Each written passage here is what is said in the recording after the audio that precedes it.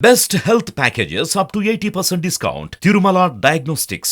నమస్కారం, నేను మీ జాహ్నవి. మనతో ఉన్నారు ప్రముఖ జ్యోతిష్య వాస్తు పండితులు, ప్రముఖ ఆధ్యాత్మికవేత్త, జ్యోతిష్య వాస్తు శిక్షణ నిపుణులు, లలిత ఉపాసకులు, బ్రహ్మశ్రీ నానాజీ పట్నాయక్ గురువు గారు. సూక్ష్మంలో మోక్షం ఈ ప్రత్యేక కార్యక్రమం ద్వారా మనకున్నటువంటి ప్రతి సమస్యకి ఎంతో చక్కటి సొల్యూషన్స్ గురువు గారు అందిస్తూ ఉన్నారు కదా. మరి ఈ రోజు కూడా ఒక చక్కటి ప్రశ్నని గురువు గారు మాటలు అడిగి తెలుసుకుందాం. నమస్కారం గురువు గారు. శ్రీమాత్రే నమః. గురుగారు, ఇప్పుడు మళ్ళీ ఏకాదశి వస్తుంది. సో ప్రతి ఏకాదశి చాలా ప్రత్యేకమైనది. సో మరి ఈ ఏకాదశి స్పెషాలిటీ ఏంటి? ఇది సఫల ఏకాదశి అంటారమ్మా. ఎందుకు సఫల ఏకాదశి అంటే మనం చేసేటువంటి పని ఏదైతే ఉంటుందో అది సఫలం అవ్వడానికి ఆ యొక్క మహావిష్ణువుని ప్రార్థించడం ద్వారా సఫలమవుతుంది. ఎందుకు అనాలి ఈ ఏకాదశిని సఫల ఏకాదశి అంటే, ఎప్పుడైనా మీరు గమనించండి, రవిచంద్రులు ఉన్నటువంటి డిస్టెన్స్ని బట్టి మనకు తిథులు ఏర్పడుతూ ఉంటాయి. రవి నుంచి చంద్రుడు ఎంత దూరంలో ఉన్నాడు దీన్ని బట్టి. ఎప్పుడు కూడా ఏకాదశికి మీకు 5వ స్థానంలో కానీ 11వ స్థానంలో కానీ రవిచంద్రుడు సంబంధం ఉంటుంది. రవి నుంచి చంద్రుడు, చంద్రుడి నుంచి రవి. అందుకే మనకి ఏకాదశి నాడు ఉపవాసం ఉండాలి అంటారు. చాలామంది గురువులు ఉపవాసం అంటే కేవలం తినకుండా ఉండడం కాదు, దేవుడికి దగ్గరగా ఉండడం అని చెప్తుంటారు. అది తప్పేం కాదు. కానీ ఉపవాసము అంటే 8 యామములు, అంటే ఒక యామం ఈజ్ ఈక్వల్ టు 3 hours. 8 3 24, 8 3 24, అంటే 24 hours ఎవరైతే ఫుడ్ తీసుకోకుండా ఉంటారు దాన్ని కూడా ఉపవాసం అని అనాలి. అది శాస్త్రంలో ఉన్నటువంటి విషయం నేను చెప్తుంది.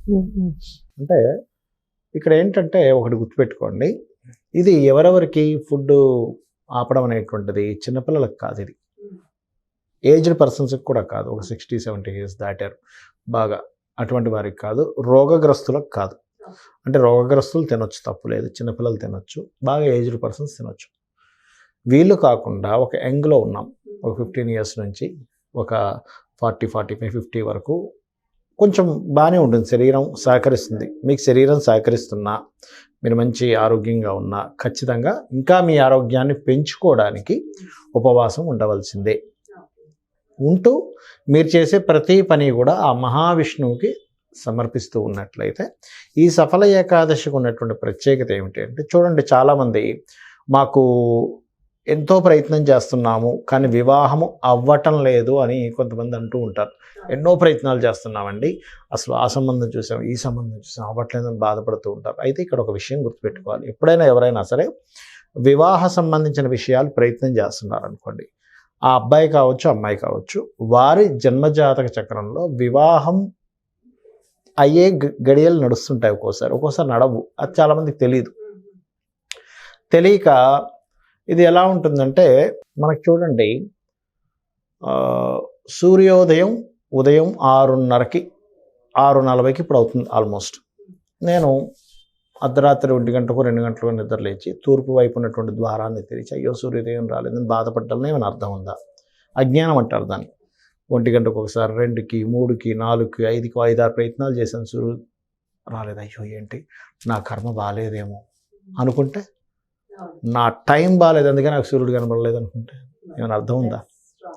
దేవుడు లేడు అందుకే నాకు సూర్యుడు కనబడలేదు అనుకుంటే, దేవుడు ఉంటే కనబడాలి కదండి. 1 గంటకు తెరిచినప్పుడు నేను మహాభక్తుడిని అనుకుంటే, నేను పూజ చేసేసాను సార్, నేను అంతా పూజ చేశాను, పెద్ద పూజ హోమం చేశాను, నేను 1 గంటకు తలుపు తెరిచా అర్ధరాత్రి, నాకు సూర్యుడు కనబడాలని అని అనుకుంటే అది అర్థం లేని విషయం కదా. అలాగే చాలామంది చేసే మిస్టేక్స్ ఏంటంటే, ఒక పూజ చేస్తారు, ఆ పూజ దానికి సంబంధించిందో లేదో కూడా తెలియదు. వివాహం అవ్వాలి అంటే సీతారాముల కళ్యాణ సర్గపారాయణం చేయాలి.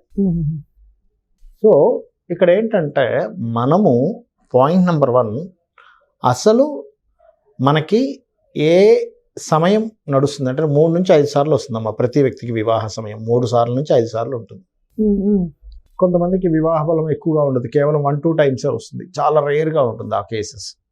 మరికొంతమందికి వివాహం చేసుకోకూడని సమయాలు, వివాహం ఆగుతున్న సమయాలు ఉంటాయి, ఆ సమయంలో ప్రయత్నం చేస్తూ ఉంటారు, అప్పుడు అవ్వదు. అలాంటి సమయాల్లో ఈ సఫల ఏకాదశి ఎప్పుడైతే వస్తుందో, పర్టికులర్గా ఈ సఫల ఏకాదశికి ఉన్నటువంటి ప్రాముఖ్యత ఏమిటి అంటే, వివాహ సంబంధించిన దోషం మీ జన్మజాతకంలో ఏదైతే ఉందో ఆ దోషాన్ని తొలగించేటువంటి శక్తి ఉన్నటువంటిది సఫల ఏకాదశి. ఎందుకు అంటే, చంద్రుడు ఫ్రూట్ఫుల్ ప్లానెట్ అంటారు. మనకి జ్యోతిష్ శాస్త్రంలో, మనకి ప్రశ్నాశాస్త్రంలో కూడా ఏదైనా చంద్రుడు కనుక ఆ ప్రశ్నకి సంబంధంగా వచ్చాడు అంటే సింపుల్ ఎగ్జాంపుల్, ఒక వివాహం కోసం ప్రశ్న వేశాం, శుక్రుడిని కనుక చంద్రుడు చూస్తున్నాడు ప్రశ్న సమయంలో, దెన్ ఆ యొక్క వివాహ సంబంధించిన ప్రశ్న ఏదైతుందో ఫలిస్తుంది. బుధుడిని చూస్తున్నాడు, వాళ్ళకి బిజినెస్ రిలేటెడ్ ఆర్ సంథింగ్ ఏదైనా ఒక అగ్రిమెంట్ రిలేటెడ్ ఏదైనా ఫలిస్తుంది, విద్యా సంబంధించింది ఫలిస్తుంది. అలా ఒక్కొక్క దానికి ఒక్కొక్కటి చెప్పారు శాస్త్రంలో. అలా మనకి శుక్రరాశుల్లో చంద్రుడు ఉన్నాడు కాబట్టి అది ఏకాదశి అయింది కాబట్టి, అది కూడా ఆత్మకారకుడు అయినటువంటి రవి నుంచి ఏకాదశి స్థానంలో చంద్రుడు ఉన్నప్పుడు వచ్చినటువంటి ఏదైతే ఏకాదశి, సఫల ఏకాదశి ఉంటుందో, ఇది ప్రత్యేకంగా మొండిగా చాలా కాలంగా మనం ట్రై చేస్తున్నాము, ఎంతో ప్రయత్నం చేస్తున్నా కూడా వివాహం అవ్వట్లేదు అన్నవారు ఇది చేసుకుంటే వివాహం కుదురుతుంది. అయితే దీనికి ఎట్లాగా మనం బోల్డ్ అన్ని కండిషన్స్ మైండ్లో పెట్టేసుకుని, బోల్డ్ అన్ని ఏమంటారు కామ్యాలు పెట్టేసుకొని వివాహం కోసం వెతుకుతుంటే కుదరదు అంటాను నేను. ఎలా అంటే ఆ అబ్బాయి బాగా చదివేసుకోవాలి, బాగా డబ్బులు ఉండాలి, బాగా సంపాదించేసేయాలి, అంత సంపాదిస్తున్నా నా పక్కనే ఉండాలి. సంపాదించేవాడు పక్కన ఎందుకు కూర్చుంటాడు? బోల్డ్ అంత బిజీగా ఉంటాడు కదా. తల్లిదండ్రులు హీరోయిన్ ఫాదర్ మదర్లా కనబడాలి, పెళ్ళి అయిపోగానే వాళ్ళు మాయమైపోవాలి, మా పక్కన ఉండకూడదు. ఇవాళ రేపు కొంతమంది అందరికీ ఉన్నాయని అనట్లేదు ఇలా. పెళ్ళి అయిపోగానే మేము వేరుగా ఉండేటట్టయితే పెళ్లి చేసుకుంటా అనే కేసెస్ నేను చూశానమ్మా.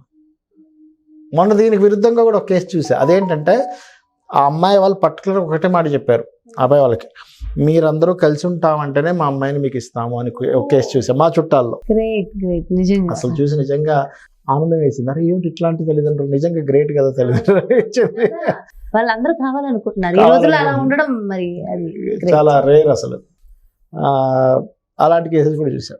అంటే ఏమిటి, మీరు ఎక్కువ ఆప్షన్స్ పెట్టేసుకుంటే మీకు దొరికే ఛాన్సెస్ తగ్గిపోతాయి.